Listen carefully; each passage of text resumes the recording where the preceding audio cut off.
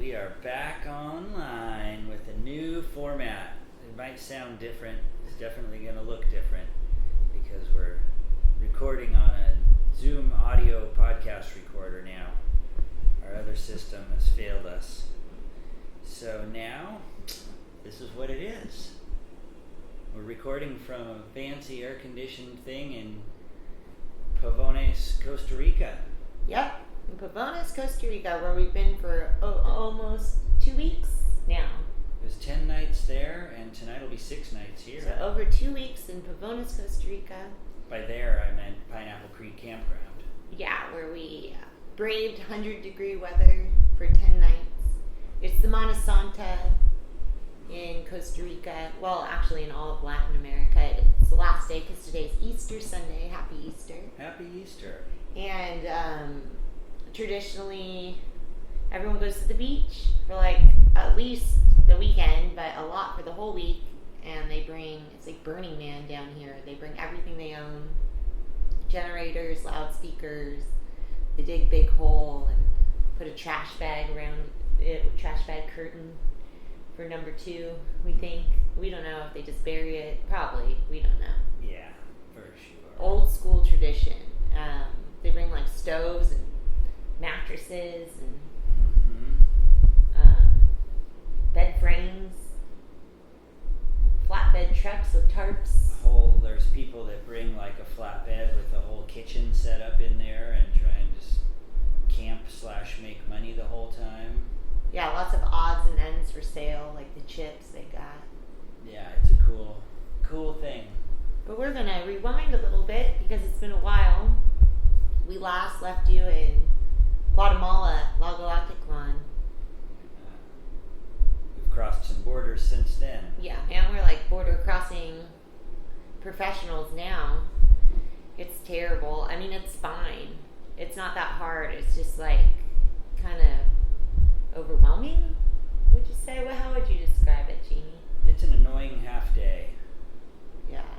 It's like, you know you're going to get it done, and you know it's going to be confusing and sort of harried. Like the people who force themselves upon you to help you across the border. The guides. They make it, they're helpful because they do know all of the steps that need to be taken. Sometimes. And there's not a very clear path to know all of that otherwise, but they make it super frantic. And I think after crossing several borders, I think that's as a way to like get more money out of you because you're confused and like, okay, fine. Yeah. Here's $4 more. Yeah. Whatever. Lots of money being exchanged. It's easy now though because you can just go on Google and get your money exchange rates, and then standard has been between $20 and $30 that I've lost between the exchanges, but that seems to be the standard. So it just depends on if you want to pay that fee to not have to go to a bank for a minute and also maybe pay all your fees at the border. But it turns out most of the borders require exact change American dollars. So we're actually having our friends and family fly down 1s and 5s because we're all out and they're really hard to get. Like if you do the money exchange, also I'm like, so I'll give you this, but I also, can you break a 20 for me? This is part of the deal with no money exchange, fee, since I just gave you like 20 or 30 bucks. I'm also exchanging like $400 or $500, so it's a percentage. If you're just for exchanging 50 bucks or something, which probably would be wiser, it's just a percentage off the top. But so we left Lago Atitlan, and our goal was to cross the border into El Salvador, but we needed to have an overnight. So we went to the coast, and we ended up where? What was that first port town called? Do you remember? That port town, no. I don't know what it was called. But it was just south of where there's El Paradón, which is like a popular surf town. Yeah, Jamie and I rolled into this port town completely unprepared for what we were getting into. It was so wild. And coming down from the mountains, it's like this beautiful nature, and you just see like dudes carrying more wood than you've ever seen on their backs, and coffee beans piled miles high. It felt like everywhere, coffee beans, avocados everywhere. The dump, we saw the dump. Lots of on the drive down from Lago Atitlan. Yeah, that's. And a lot of indigenous people. Lots of tuk-tuks, they're little like 3-wheeler taxis that they drive. And lots of smoke down below, burning trash smoke in the flatlands. Yeah, lots of that. And it was pretty though coming out of Lago Atitlan, and it was definitely interesting seeing all of that agriculture. They don't seem to be doing it very sustainably minded, but it was interesting seeing all the different harvesting going on at the same time. And then that firewood harvesting was interesting. Like the poorest people just go out there and get little sticks on the and then bundle them up and carry an impossible seeming amount of sticks on their back to sell to like restaurants and houses for cooking. Yeah. Or just for their families themselves, who knows? But that must be, or maybe they're, who knows, but they just like loaded down. And up in the mountains, it's still real traditional, indigenous garb. They wear that, which we talked about in our last episode. But as you get closer to the coast, they're back on that, what's that hat, the sea bass hat or whatever. Oh, Bass Pro Shops. Bass Pro Shops back on. Girls are wearing short shorts with like braids and blue hair. It's like a real interesting thing, what the beach culture does. I mean, there was really I was hoping to buy some, a few more gifts before we left Guatemala, but all that stuff's up in the mountains. It was just like cheesy junk. Yeah, beach stuff. Where we did end up at the beach, El Paredon is a super popular tourist surf destination. There were a whole lot of European and I guess French Canadian, but I think the French Canadian are probably surfing better spots than Guatemala. But a lot of European on the tourist trail, coming in on shuttles and buses and stuff, and then renting or taking surf lessons or something. And I think the waves do get good there, but it's just basically like a beach break. Yeah, but we saw some guy launching airs. The Loke Dogs have figured out this way. Yeah, he was surfing as good as the best kid at La Selva surfs La Selva. Yeah, and El Paredon is it feels like a little mini Kuta Beach or something like that. It has all these really modern architecture, hotels. It's up and coming. But it was nice too because up in the mountains everything's super congested. Everyone's living on top of each other. And it was really nice to, and then even in that port town that we ended up in, everyone, it's just go, go, go, and you finally get some open land going up the coast of El Paredon. And we stayed at a fancy hotel with a swimming pool, which had breakfast included. And I'm going to think about one of the best meals of our trip is the first morning was really good. The second morning the cook sucked. Well, I got something different. Yeah, the cook sucked. Oh. I got the same thing. It was trash. Oh. But the first morning was amazing. All right. Well, we never talked about that before. So we leave El Paredon after a few nights. Maybe we stayed there 3 nights. No, 2 nights. I think just 2. Yeah, and we tried to surf. We also just laid in the air conditioning because we had that or a bed for quite some time. It was nice. It's nice every now and then, kind of what we've been doing here in this Airbnb. And we got some good Thai food. Oh yeah, incredible Thai food. Yeah, it was owned by a French dude or maybe a Quebec guy or something, and Guatemalan cooks and food runner, waiter guy, but the food was bomb, super good. Just sitting at resin tables with your feet in the sand, and it wasn't even on the beach. beach. It was a few blocks off the beach, but black sand in Guatemala, the whole place. yeah, it was hot. And that's where I really started realizing that these beautiful Central American sunsets are trash fire sunsets, because the offshore, everybody's burning their garbage, and then the offshore wind puts it out over the ocean, and the sun sets in a beautiful red blaze of fire. Yeah. So it's an interesting thing, the Central American trash fire sunset. Yeah, and in Guatemala too, there, you start discovering these like fancy gas stations. We're finally getting turned on to these like fancy gas station or like drugstore, kind of like AM/PM or the ABC store. Yeah.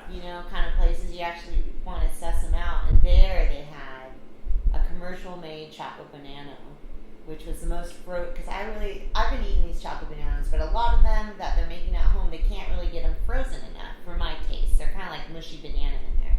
And these shots have like the most perfect frozen Choco Banano. Anyway, it's just like a special treat of Guatemala is the frozen banana dipped in chocolate with peanuts.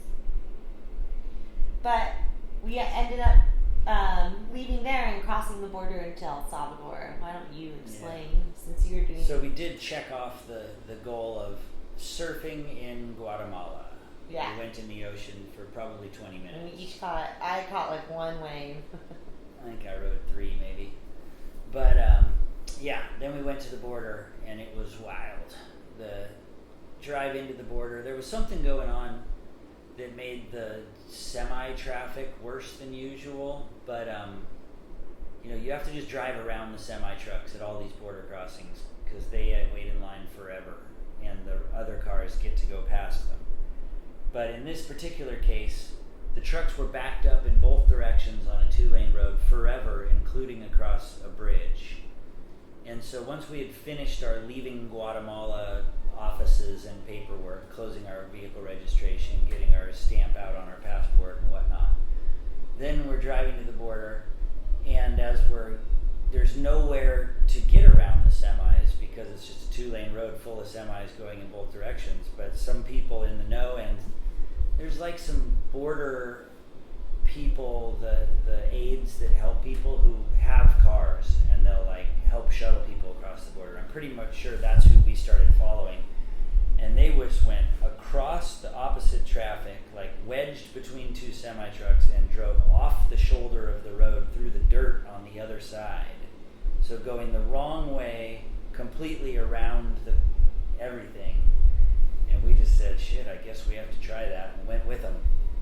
And it was a wild, wild experience trying to just like renegade drive around off the side of the road around, and then back in through the trucks and back out through the trucks. And all the while there's like motorcycles zipping in and out in between, and then there, instead of the motorized tuk-tuks, it transferred to like bicycle powered taxis. Everyone in El Salvador has these like the little bicycle rickshaws. Yeah, so those, and we saw like 3 like head-ons between like no harm, no foul kind of hits, but the car in front of us finally gave up and had to do like a U-turn and was going to go back to Guatemala because it realized that this was just a nightmare, and it hit like 3 of them. Backed into a rickshaw. Like, it's just like... Trying to do like a 20-point Austin Powers turnaround on a bridge full of trucks. Yeah, it was just a wild drive into El Salvador.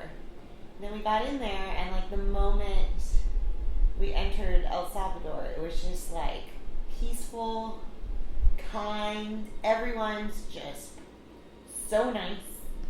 And I think they're just going through a real renaissance as a culture right now because their president locked up all the gangsters, and they have been living in a lot of fear and a lot of like oppression from these gang ran neighborhoods all over El Salvador to now like having freedom. Like people are traveling for their first time within the country. You used to not even like leave your neighborhood because you were so scared for your life, and your kids like would be forced into these gangs. It's a really wild history. It's something like 70,000 people in jail, right? Yeah. Jamie? Mm-hmm. and a lot of them, of course, wrongly locked up. But everybody we talked to was very happy with the situation.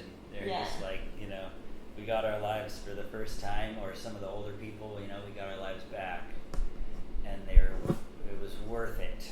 And what's their president's name? I can't remember. Something with a B. He is interesting. He has an interesting. His dad was a first-generation immigrant from the Middle East, a businessman that made his way over there. And, somehow his son, first generation born in the country, ended up being president. And it's kind of controversial. Oh yeah, Nayib Bukele. A lot of people think he is wrongly still in office because he changed the law to make so he could remain president after his term limit should have been up, which seems to be a pretty common thing in Central America lately. Yeah, and he also invested a lot of El Salvador's money into Bitcoin. Mm-hmm. There's actually towns that are called Bitcoin Landia or Bitcoin Beach. Trying to build a whole Bitcoin city that's going to be some wild world. There's Bitcoin Beach. And you're supposed to El Zonte. You're supposed to go in there and spend. You go into this tiny little old school. They just have the shelves. We call them the shelves. It's rice and beans and these weird canned food items and the tomato sauce. We have this diet we live off of because you're always going to find, maybe they'll have onions, tomatoes, cucumbers, the same vegetables, the same shelved items. And maybe every now and then you find almond milk or something and are stoked out. But, I can't even imagine telling this old little El Salvadorian señora, ¿puedo pagar con mi Bitcoin? And, she gets her cell phone out and we exchange Bitcoin. I'm sure maybe that's the future, but it seems kind of like the dream is a lot bigger than the reality. Yeah. And some time after he invested a whole bunch of the national treasury into it, it got cut in half. So people were a little worried about that, but he's probably doing pretty well right now. Yeah, because Bitcoin has had a big bump since we've been down here. It's our first stop in El Salvador. Once we pulled off the border crossing, we went to the first cool beach town, which is Playa Mizata.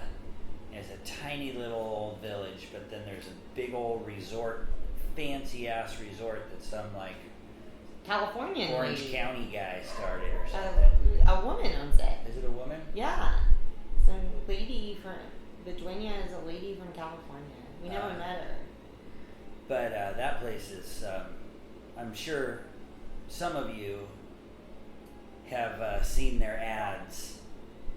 It's like the anti-resort in El Salvador. I've been getting their stuff on social media for years. It's a resort. It's silly. Yeah. But it was a pretty cool scene. There was a lot of people partying there. We were as far away from it as you could get in the town, which is about a quarter mile away. Yeah, a quarter mile. And we were in a campground at the far north end of town. Cocolito, and it was just a little family-owned piece of property on the beach with, spaces Black Sand Beach for parking. in El Salvador. And some some in front of it, some palapas on the beach.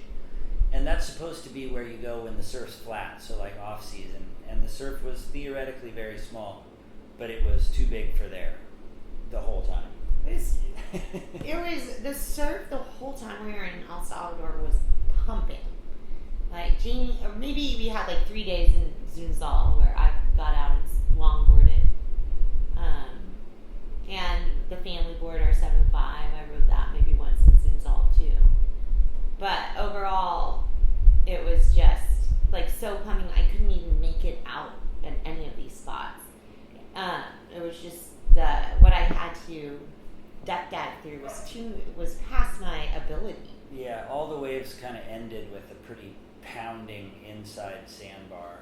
So even if it was head high and doable outside, if you didn't pull out of the wave in time, it would suddenly jack onto some gnarly sand, or just getting in and out if your timing was off, it would really suck. Yeah, I wasn't prepared for how advanced the waves were going to be in El Salvador. Yeah, it's a really great place for hardcore surfers to go because the wave it's just pumping the whole time. It just attracts all the swell constantly. Yeah, it's consistent, I'm sure. Misata was cool. The owners, Marta and Antonio, befriended us pretty fast. And there we got the pescado entero, the whole fish, cooked meal, for $7 a piece. In El Salvador, they're still using USD, American currency. Yeah, their official money is US dollar or Bitcoin. Yeah. So that the exchange rate was really easy to understand for us because it was, and for us, El Salvador, we actually spent very little money, even though it's possible now to spend a lot of money if you stay, you could get a $300 a night room right on the beach with a swimming pool. Ryan Knights and I went to Zunzal, El Zonte 23 years ago when there was absolutely nothing. And there was like one restaurant that was on the beach where they were playing checkers with bottle caps. And none of like El Tuclo or something like that? El Tunco. Yeah, El did I Tunco. say El Zonte? Yeah. Sorry, excuse me. Zunzal, El Tunco, just south of Zunzal. And now that is like high-rise hotel, like huge boardwalk, huge like 3-story hotels with giant restaurants. I mean, it was just one of the most transformed things I've ever seen. But I think they did a really good job there. Yeah, Tunco was a cool little town. Yeah, and we got like bao buns and. It's not somewhere to go surf though. It is the most crowded wave maybe I've ever surfed in my life. Yeah.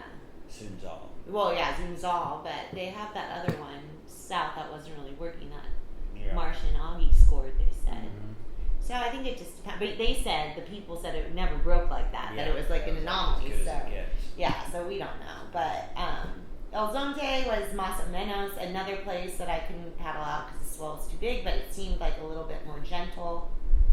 K59 was where Jamie got his photo shoot. Yeah, I got really fun waves one day there. The first day we went there on a Saturday, the waves were super fun looking, but there was a little contest going on, so you couldn't surf it. And then we went to El Zonte. Oh yeah, and El Zonte is silly. It's exactly like it looks on the surf cam. It's like, just, I don't know. It's okay. Well, K59 is funny because it's really old. It's not developed. The road is really hard to drive. We decided after we drove it once, it's just like so rocky and it just takes a toll on your vehicle. We went to K61 and just walked the kilometer back.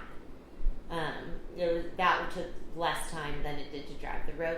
And you get down there, and it's like Palapa restaurant still. It hasn't gotten, there's one little hotel there, but it hasn't gotten the big build-up that all its neighboring beaches have yet.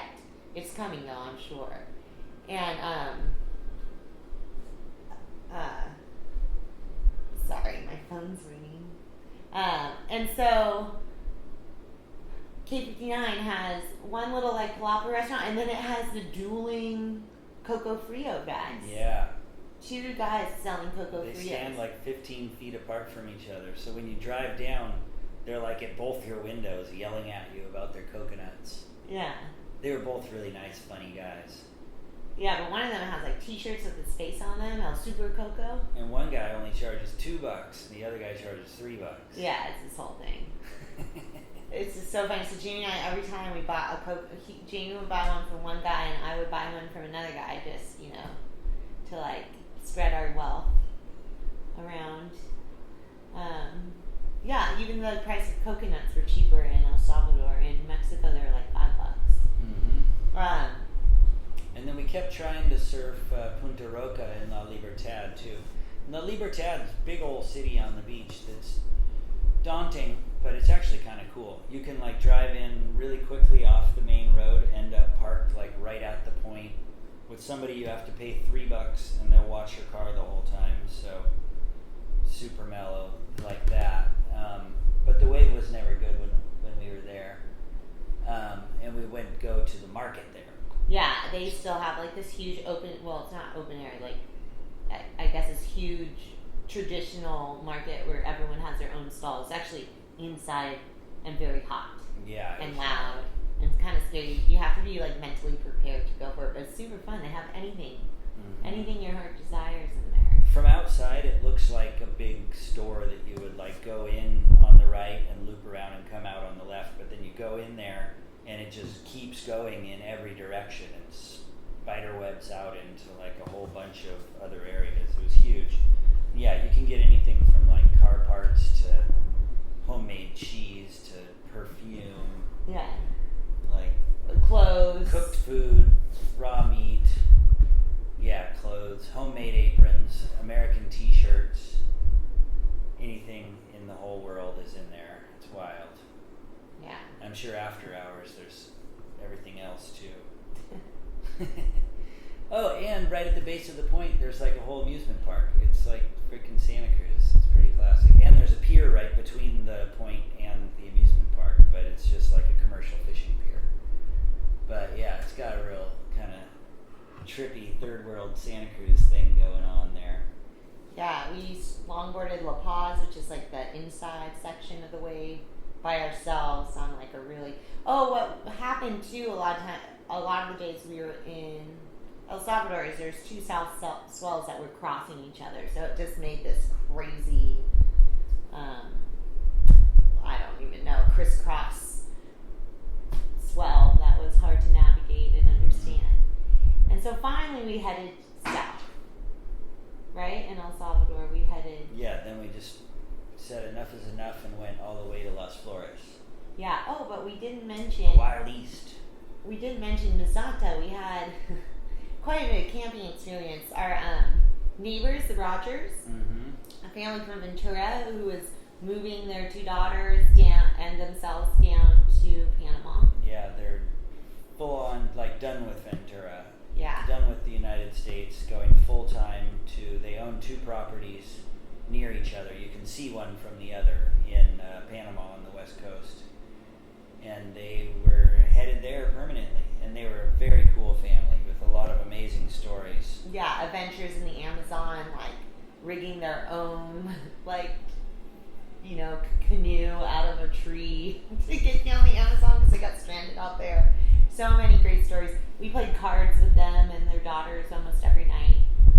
And one of the nights, one of the stray dogs started bringing us her dead puppies. Yeah, the day before, or maybe 2 days before, one of the girls, Sloan, I think, or they were together, but they came and were like, there's puppies, there's 6 puppies, or whatever. And I was like, oh, no way, how cool. And this one, like, mama dog that looked like an old lady with just tired old boobies, she'd been coming around and being real friendly with us. We liked her, but we weren't really petting her because she was obviously a mangy old beast. But, so I go with the girls to see the puppies and immediately see that one of them is dead and another one is sickly, and then I go to the ones that are kind of out, kind of nervously wagging their tails. They're tiny. These are like maybe a week old puppies. They're like the size of a softball. And they're just covered in fleas and totally malnourished, so gnarly. So I'm like, I don't want to tell the girls. So I go back in, and their dad, Ryan, he's like freaking working on his transmission on his truck. And I'm like, ooh, it's a grisly scene over there. Your girls found some puppies. Like, one of them's for sure dead. One of them will probably be dead today. It's like, oh, great. But yeah, then the next morning I was up, break of dawn as usual, and I see the mama dog carrying the dead puppy, running it in her mouth through the camp, and she put it on the porch of the house of the owners, Marta and Antonio. And then, so that whole drama going on all day, and then that night when we're playing cards, she brought the other one, and Amy had like her tapestry out with her yoga mat on it, and she put the dead puppy right on there. Yeah, dead puppies, man.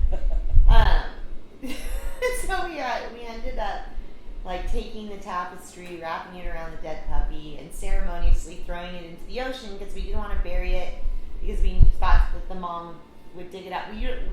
This is like so new to us what we're supposed to do, and it was also like kind of a panicky situation. So we sacrificed.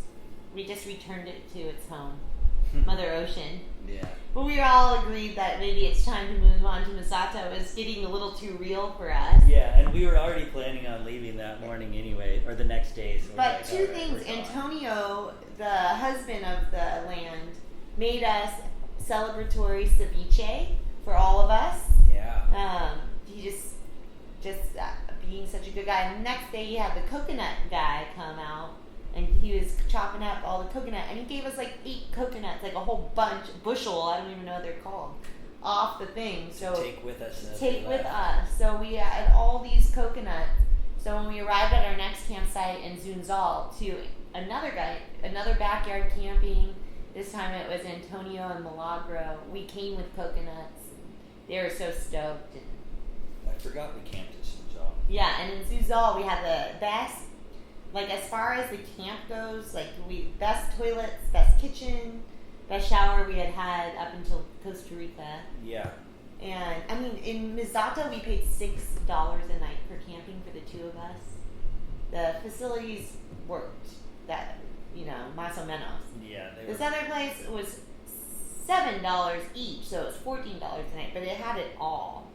And but we camped in the back section, and we're soon to find out that was like Antville, USA. We got so many ant bites, just overwhelmed by ants in El Salvador camping.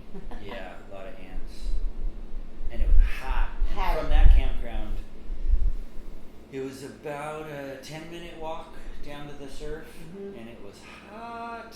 Yeah.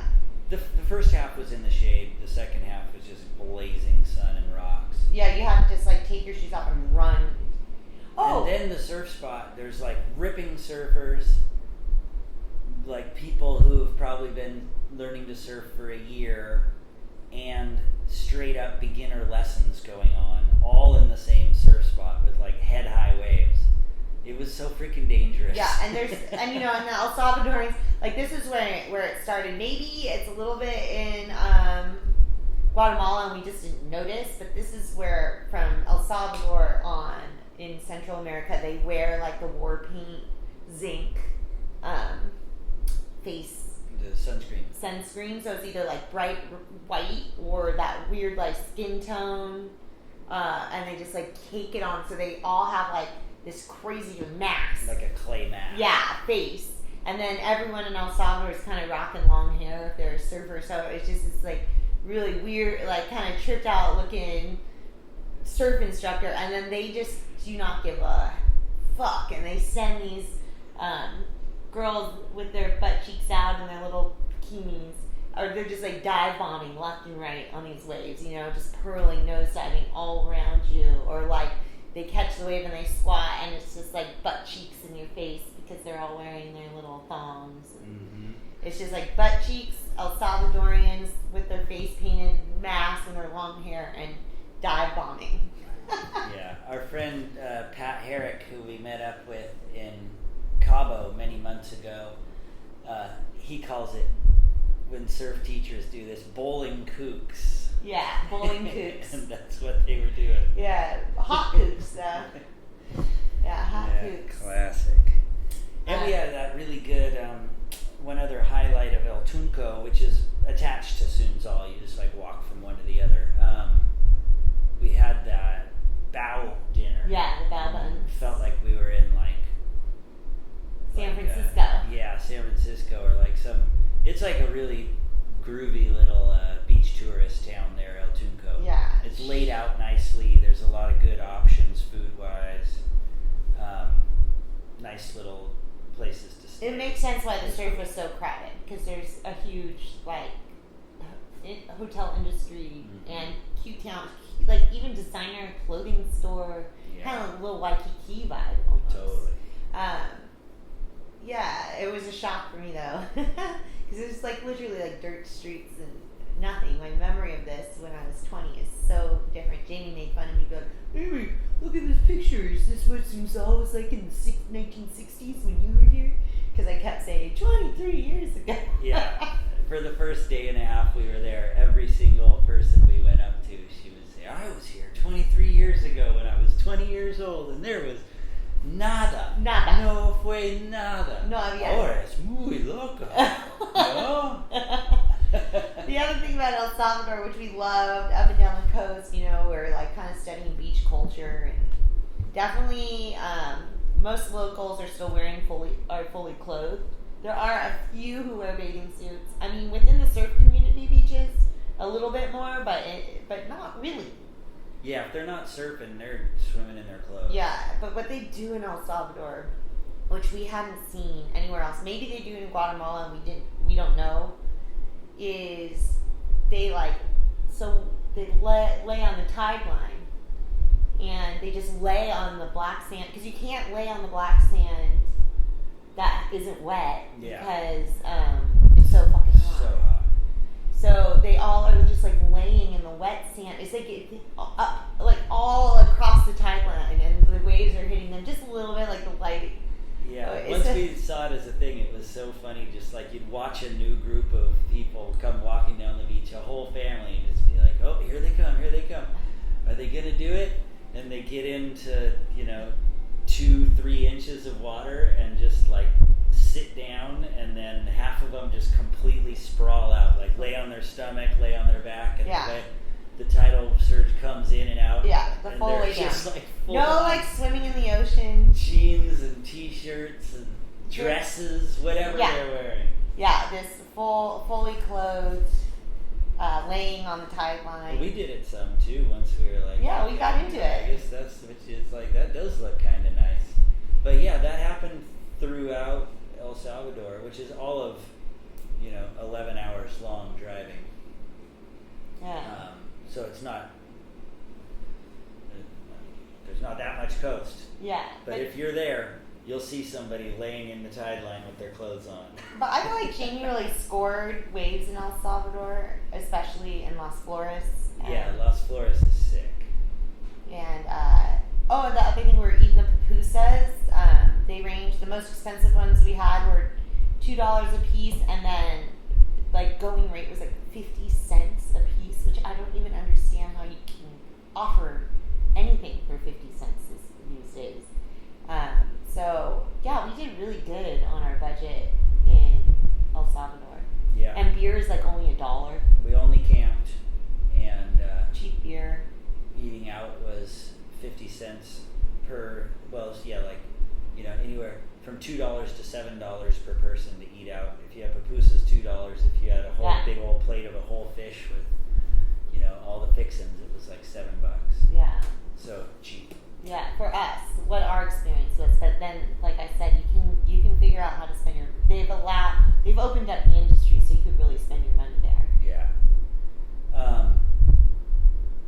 Yeah. And then at Las Flores, we camped at Rancho Alicia, which is right on the beach at the base of the point. Yeah. And cool campground, still some ants. And there were sand fleas on the beach amongst the rocks there, which it took us a couple of days to figure out why we were getting that, or mostly Amy was getting that. I still have something going on. Yeah, that's for. We were there. Well, that's from Might be Nicaragua. sea lice. Yeah, we got sea lice in Nicaragua. But super cool at Las Flores. There's some like surf resort kind of places there, so there's quite a few surfers, but most of them that surfed Las Flores with us couldn't surf very well. But in the morning, 2 mornings in a row, I paddled out in dark, and the first morning I was literally by myself for at least an hour, just non-stop, paddle out, catch an overhead wave, paddle out, catch a head-high wave, just like tearing back and forth as 2 or 3 boats with like 5 surfers each leave. They just leave to go surf Punta Mongo. And then the next morning I had it with me and one local kid for like 45 minutes before anybody else paddled out. So like by the time anybody else paddled out, I'd ridden, 15 super good waves or something, just completely satisfied. And it was a joy watching these boatloads of surfers go to a different spot. I really like Las Flores, but also on the way back up, I look forward to going to Punta Mango, but not by boat. We'll just drive there. Yeah, another food item was, which we haven't gotten yet, are these like snow cone things. What are they called? Like minutas or something? I don't know what they're called. They have all kinds, but they have a hand shaver for the ice, which I really want to find. Mm-hmm. I've never seen that before. And, we have like a long history of bartending and crushed ice, and kind of obsessed with all ways to make ice. One of my last parties, we got Billy and Erica's little like Snoopy ice crusher, and we're making those margaritas. But I really want to find a hand ice shaver. It's so rad. They just have this big block of ice. It kind of looked like a tool that was in my great uncle's wood shop, like a pre-power tool planer or something like that. Yeah, pretty rad. Super rad. Anyway, I think maybe we should leave the people there on that sweet note. That's pretty much El Salvador. That's pretty much El Salvador, baby. Southward. Yeah. Yeah, so after that, there'll be... Just to sum it up, this is prime time to visit El Salvador. It's blown up. There's no... if anyone's out there like, oh, don't talk about these spots. Sorry, honey, they're blown up. Every single spot's blown up. Maybe there's spots we don't know about, so those spots aren't blown up, but every place we went was crowded. If you have a boat, you might be able to find an empty wave in El Salvador. Yeah, it's happening, but it's a heyday for the El Salvadorians. And everyone's so kind. We had such a positive experience.